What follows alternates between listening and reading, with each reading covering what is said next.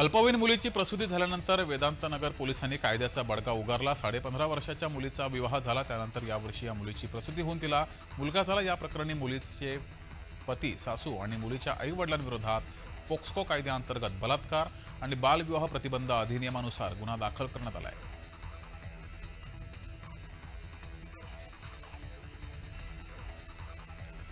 अमरावतीच्या मेळघाटात जोरदार पावसानं हजेरी लावली। गेल्या 3 दिवसांपासून अमरावतीसह विदर्भात ढगाळ वातावरण आहे। उद्याही अमरावतीसह जिल्ह्यात पावसाची शक्यता आहे। मेळघाटात पाऊस आल्यानं वातावरणात गारवा निर्माण झाला, मात्र या पावसामुळे आदिवासींची तारांबळ उडाली।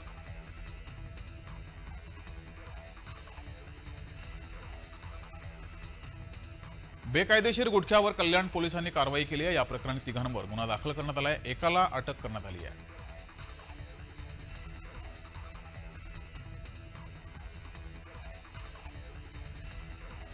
लाल कांद्याच्या दरात 1,000नं घसरण झालेली आहे, त्यामुळे शेतकऱ्यांचं नुकसान होते। नाशिकमध्ये लाल कांद्याची आवक मोठ्या प्रमाणात वाढली आहे, त्यामुळे लाल कांद्याच्या दरात घसरण झाली आहे।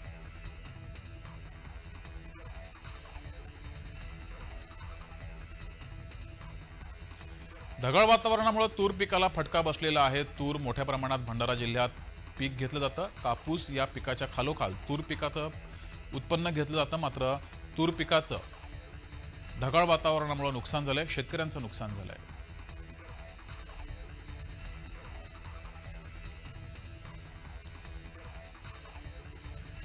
बेलापूरमध्ये महिन्याभरापासून सीसीटीव्ही बंद आहेत, त्यामुळे या ठिकाणी सोनसाखळी चोरांचं फावलेलं आहे। सोनसाखळी चोरीमध्ये वाढ झाली आहे। दरम्यान लवकरात लवकर सीसीटीव्ही लावावेत अशी मागणी आता बेलापूरकरांनी केली आहे।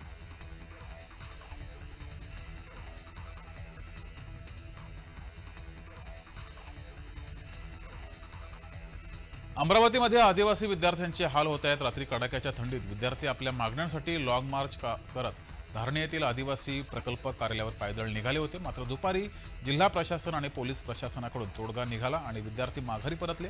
मात्र या संपूर्ण दौऱ्यामध्ये आणि या आंदोलनामध्ये विद्यार्थ्यांचे हाल झाले।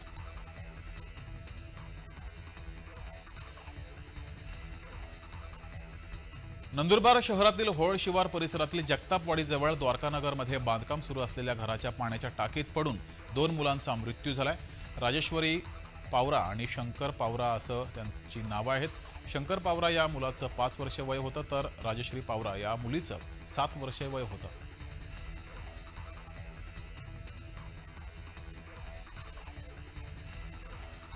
लोणावळ्यामध्ये प्रसिद्ध असलेल्या चिक्की शिल्पाची दुरावस्था झाली आहे। याकडे सजग नागरिकांनी प्रशासनाचं लक्ष वेधले आणि या चिक्की शिल्पाचं लवकरात लवकर डागडुजी करावी अशी मागणी आता लोणावळाकरांनी केली आहे।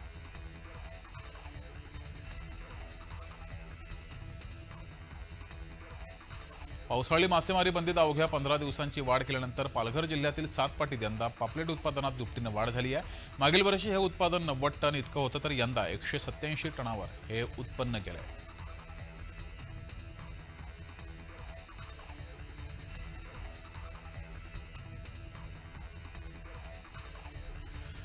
गरवारे महाविद्यालयामध्ये विद्यार्थ्यांमध्ये हाणामारी झालेली आहे। हाणामारीचं कारण अस्पष्ट आहे, मात्र पुण्यात हा प्रकार घडलाय। अल्पवयीन मुलांनी हाणामारी केलेली आहे। दरम्यान या प्रकरणी आता पोलिसांचा अधिकचा तपास सुरू आहे।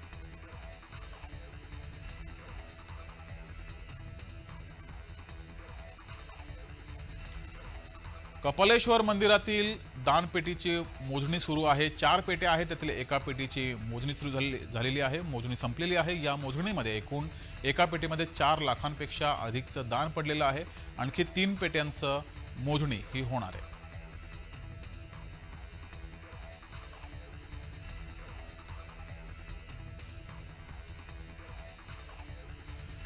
डॉक्टरनाच घर फोडण्याची टोळी बनवली आहे। कर्जबाजारीला कंटाळलेल्या साथीदारांना घेऊन डॉक्टरना घरफोडी करण्याची टोळी बनवली। कोल्हापूर स्थानिक गुन्हे शाखेच्या पथकानं डॉक्टरासह त्याच्या साथीदारांना अटक केली आहे।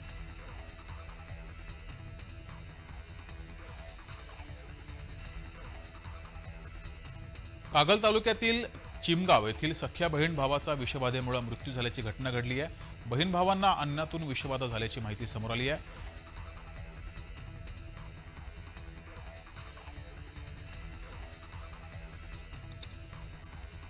पुण्यामध्ये अल्पवयीन मुलाची निर्घृणपणे हत्या करण्यात आली आहे। 3 अल्पवयीन मुलांकडूनच ही हत्या केली गेली असल्याचा प्रकार समोर आलाय। गणपती विसर्जन मिरवणुकीत लाईनवरून वाद झाला होता। ही घटना वडगाव बुद्रुक परिसरात रात्रीच्या 11च्या सुमारास घडली आहे।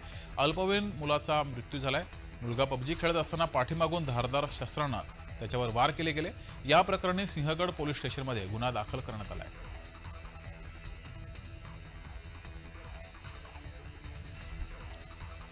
अकोल्यातल्या अकोला पातूर राज्य महामार्गावर भीषण अपघात झालाय। चारचाकी दुचाकीमध्ये झालेल्या भीषण अपघातात एकाचा जागीच मृत्यू झालाय।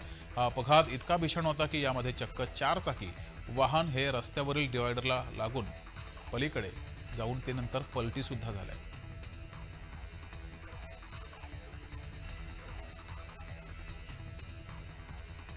सराफा दुकानावर चोरट्याने डल्ला मारला। पुसदमधील शेंबाळ पिंपरी येथे ही घटना घडलेली आहे। शटर तोडून 12,48,000चं सोने चांदी चोरट्यांनी लंपास केलंय।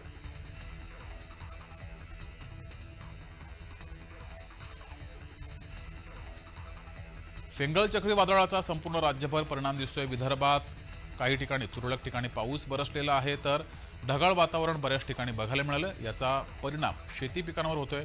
शेतकऱ्यांचं मात्र नुकसान होताना दिसतंय।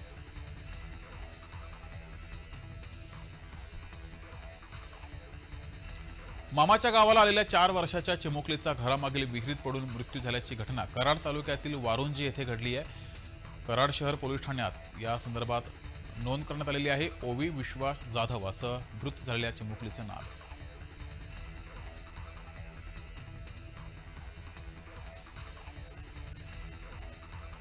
बंगालच्या उपसागरात फेंगल चक्रीवादळ निर्माण झाल्यानं अहिल्यानगर जिल्ह्यातील कमाल तापमानात वाढ होऊन कडाक्याच्या थंडीचं प्रमाण ओसरलंय। दिवसभर ढगाळ वातावरणामुळे गहू, हरभरा, कांदा या पिकावर रोगांचा प्रादुर्भाव वाढण्याची शक्यता आहे।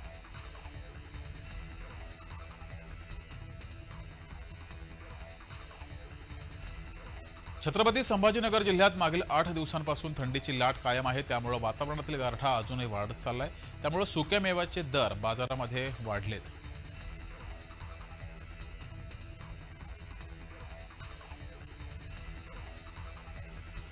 वातावरण बदलामुळे रब्बीच्या पिकांवर रोगांचा प्रादुर्भाव वाढतोय। उत्पादनात 45% घट होण्याची शक्यता आहे। त्यामुळे शेतकरी अडचणीत सापडण्याची शक्यता आहे।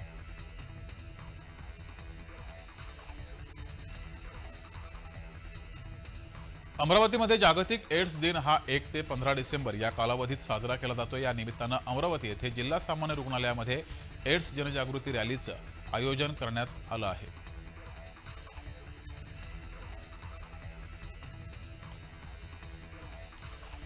इस्कॉनचे स्वामी चिन्मयानंद यांना बांगलादेशामध्ये अटक झाली। स्वामी चिन्मयानंद यांच्या सुटकेसाठी भारत सरकारनं हस्तक्षेप करावा अशी मागणी धुळ्यातील हिंदुत्ववादी संघटनांनी केली आहे।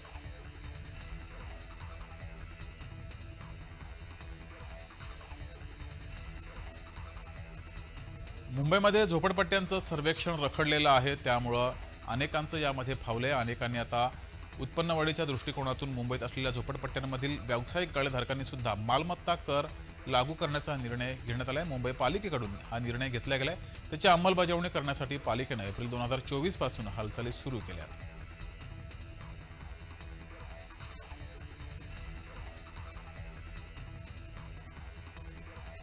छत्रपती संभाजीनगर जिल्ह्यातील नागपूर मुंबई राष्ट्रीय महामार्गावर सल्फ्युरिक ॲसिडनं भरलेल्या एका टँकरला रात्री 1:30 ते 2 वाजता अचानक गळती लागली।